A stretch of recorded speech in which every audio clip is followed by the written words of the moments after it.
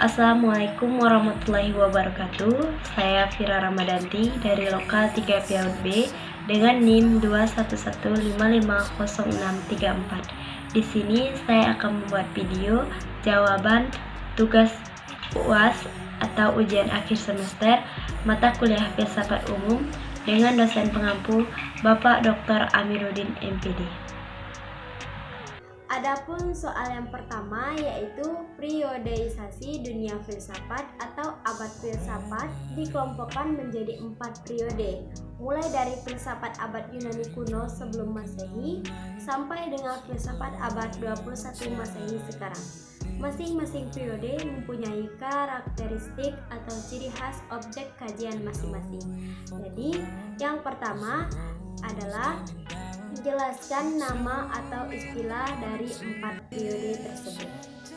Adapun periode-periode tersebut yaitu yang pertama periode pada masa Yunani kuno, yang kedua periode filsafat abad pertengahan, yang ketiga periode filsafat modern, dan yang keempat periode filsafat kontemporer. Yang pertama, filsafat masa Yunani kuno.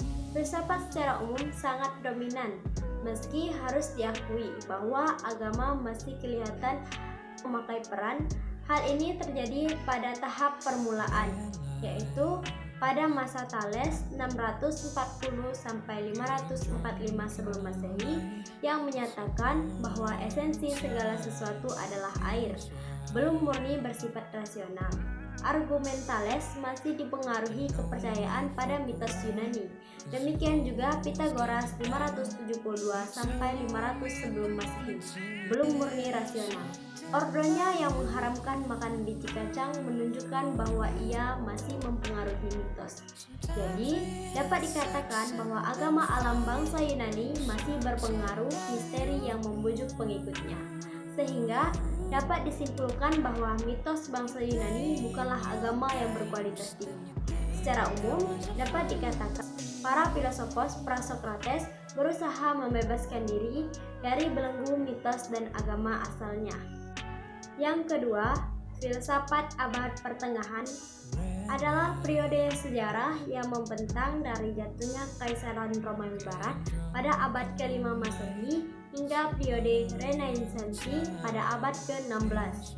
Filsafat abad pertengahan dipahami sebagai sebuah proyek penyelidikan filosofis yang independen yang dimulai di Baghdad di tengah-tengah abad ke-8 dan di Prancis. Dalam masa pemerintahan Charlemagne pada kuartal terakhir abad ke-8, periode ini juga didefinisikan sebagai proses menemukan kembali budaya kuno yang pernah berkembang pada masa Yunani dan Roma pada periode klasik. Periode yang ketiga yaitu filsafat modern adalah pembagian dalam sejarah filsafat barat yang menjadi tanda habisnya era skolatisme. Waktu munculnya filsafat modern adalah ratus tahun ke-17 sampai awal ratus tahun ke-20 di Eropa Barat dan Amerika Utara. Filsafat modern ini pun dimulai sejak munculnya rasionalisme lewat pemikiran Descartes, seorang filsuf terkemuka pada 100 tahun modern. Latar balik filsafat modern adalah pembagian dalam sejarah filsafat barat yang menjadi tanda berakhirnya era skolatisme. Waktu munculnya filsafat modern adalah abad ke-17 hingga awal abad ke-20 di Eropa Barat dan Amerika Utara. Yang keempat, periode filsafat kontemporer. Filsafat kontemporer adalah periode dalam sejarah filsafat barat yang dimulai pada akhir abad ke-19, ditandai dengan satu proses profesionalisasi disiplin keilmuan filsafat dan munculnya filsafat analitik dan filsafat kontinental, serta perdebatan di antara kedua kubu filsafat ini. Jadi, istilah filsafat kontemporer adalah bagian dari terminologi teknis dalam filsafat yang mengacu pada periode tertentu dalam sejarah filsafat barat. Namun, ungkapan ini sering dirancukan dengan filsafat modern yang mengacu pada periode sebelumnya dalam filsafat barat.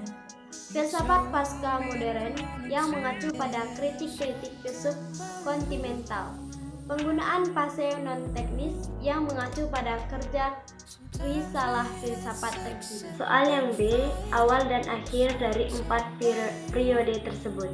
Jawabannya, awal dari akhir dari 4 periode tersebut pada zaman Yunani kuno mulai dari abad ke-16 sampai abad pertengahan.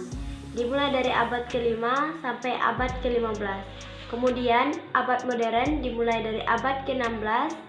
Kemudian abad kontemporer dimulai dari tahun 1945. Soal yang C, ciri khas atau pusat objek kajian filsafat dari 4 periode tersebut. Jawabannya yaitu zaman Yunani kuno, ciri khasnya tidak percaya dengan mitos dan kebiasaan dalam berpendapat.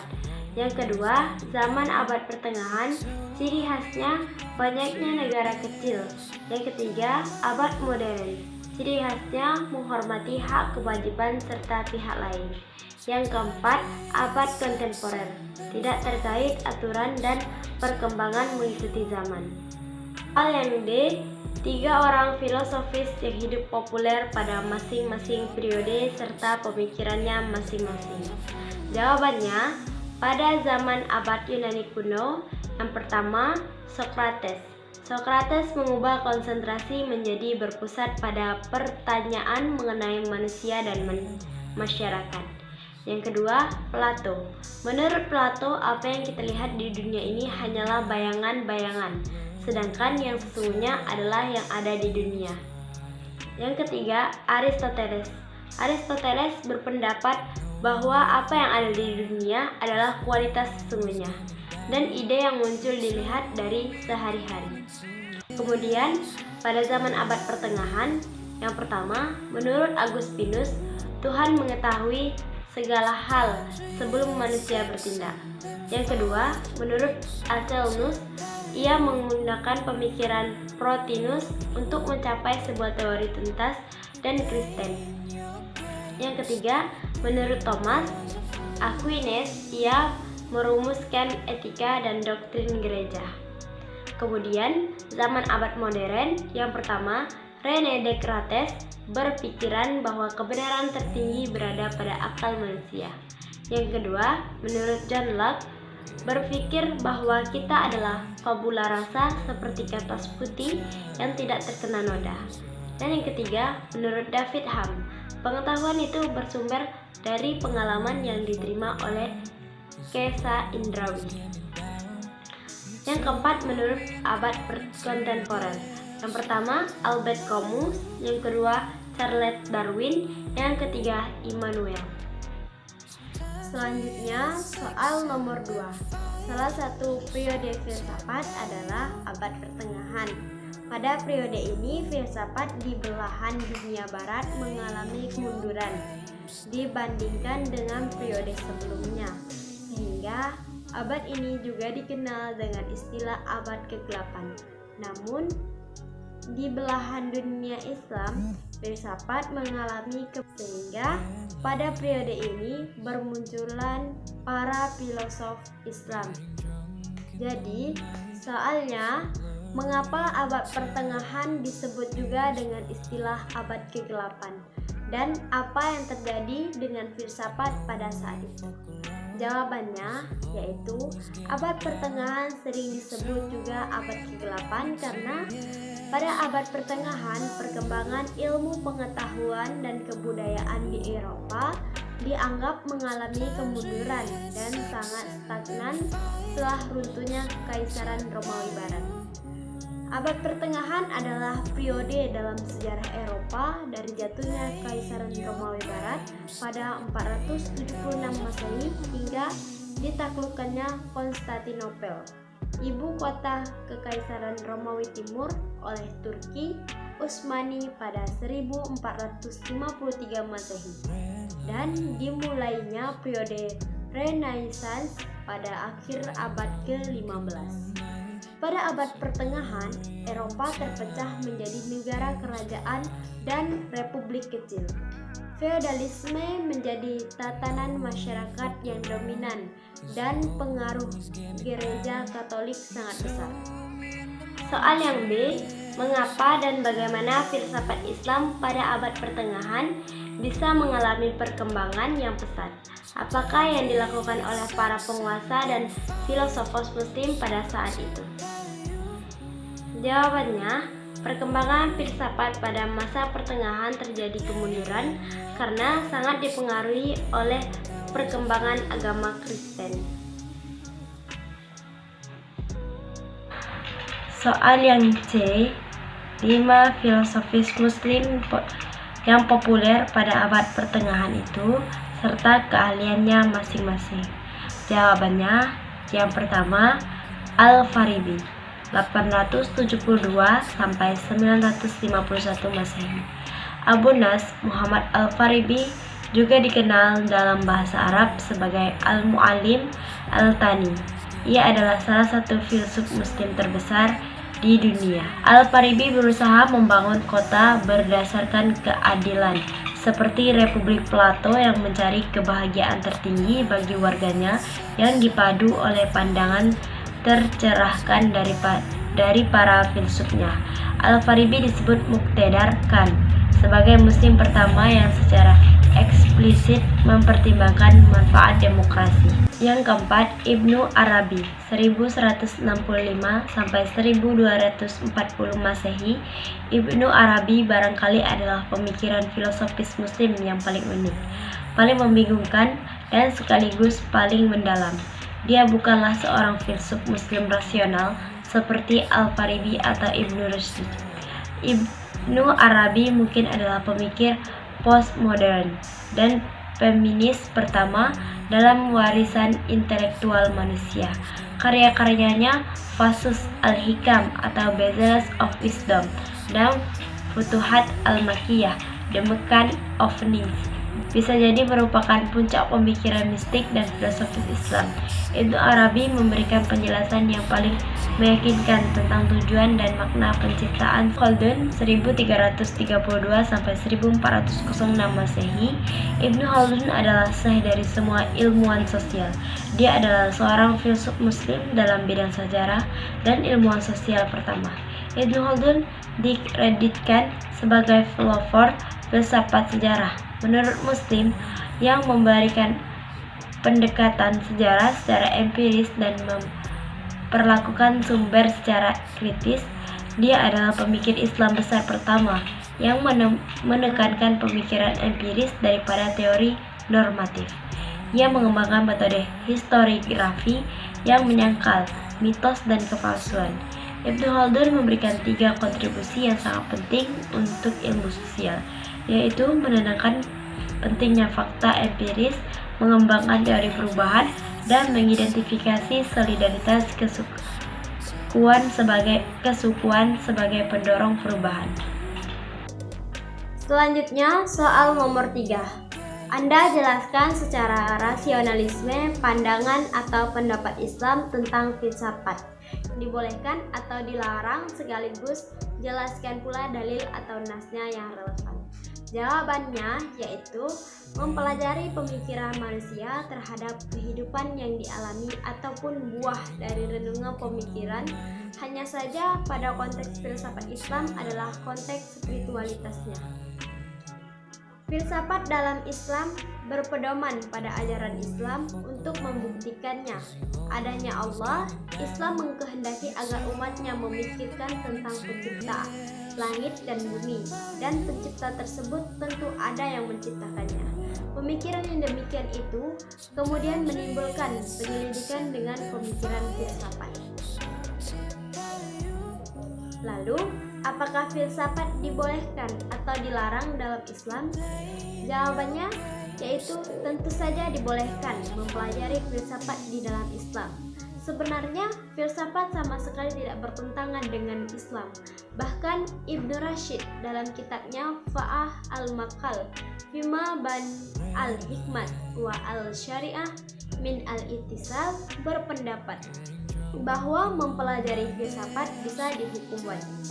Jadi, mempelajari filsafat tidak ditentang di dalam Islam. Selanjutnya, soal nomor 4, idealisme dan realisme adalah dua aliran filsafat yang selalu bertentangan sejak dulu, bahkan sampai sekarang, terutama dalam merumuskan kebenaran realitas Anda.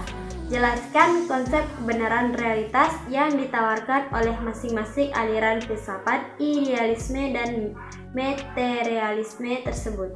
Berikan contohnya. Jawabannya yaitu idealisme adalah cara hidup yang mengarah kepada cita-cita tanpa melihat kenyataan. Idealisme menganggap bahwa cita-cita atau harapan itu pasti tercapai. Realisme adalah cara menjalani hidup sesuai dengan kenyataan yang ada. Filsafat idealisme memandang bahwa realitas akhir adalah roh. Filsafat idealisme memandang bahwa realitas akhir adalah roh, bukan materi, bukan fisik hakikat. Hakikat manusia adalah rohaninya, yakni apa yang disebut dengan idealisme berpandangan bahwa kenyataan akhir atau kenyataan yang sebenarnya adalah spiritual atau cita. Aliran realisme memandang bahwa realitas secara dualitas, yakni fisik dan rohani. Sedangkan aliran idealisme memandang realitas secara ide atau akal pikiran. Contoh idealisme yaitu seorang anak yang ingin menjadi dokter. Ia belajar dan bekerja keras untuk cita-citanya. Padahal di samping ia punya bakat yang unik untuk dapat membuatnya lebih sukses di masa depan. Contoh realisme, seorang anak yang ingin menjadi chef tetapi ia tidak bisa masak, bakatnya adalah bernyanyi.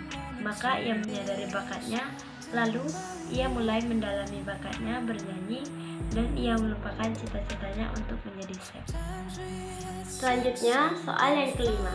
Rasionalisme dan empirisme adalah dua aliran filsafat yang juga terlalu berseberangan. Gagasan dan pemikiran, misalnya, mereka berbeda pendapat tentang sumber pengetahuan atau sumber kebenaran yang mencukupi. Layak dipercaya. Jelaskan pemikiran atau gagasan dua aliran filsafat tersebut berdasarkan masalah di atas. Selanjutnya, Anda kritis ide atau pemikiran kedua aliran tersebut, apa kekurangannya dan apa kelebihannya. Jadi jawabannya, pemikiran atau gagasan aliran rasionalisme mengenai sumber pengetahuan. Segala sumber pengetahuan dalam rasionalisme berasal dari akal pikiran atau harus bersifat rasional realistis. Tanpa adanya rasio, manusia tidak akan dapat memperoleh pengetahuan. Dengan demikian, fungsi panca indera manusia di dalam aliran filsafat rasionalisme adalah mendukung akal dalam memperoleh pengetahuan. Sedangkan sumber pengetahuan dalam pandangan empirisme hanya dari pengalaman metode berpikir yang digunakan. Ia melalui bukti empiris dan percobaan. Perbedaan antara rasionalisme dengan empiris secara umum adalah kalau pada aliran rasionalisme, pengetahuan itu berupa a priori, bersumber dari penalaran dan pembuktian. Pada logika dan matematika melalui dedukasi, sedangkan pada aliran empirisme, pengetahuan bersumber pada pengalaman, terutama pada pengetahuan dalam pembuktiannya melalui eksperimentasi, observasi, dan induksi. Demikianlah jawaban UAS filsafat dari saya. Kurang dan lebihnya saya mohon maaf. Saya akhiri. Wassalamualaikum warahmatullahi wabarakatuh.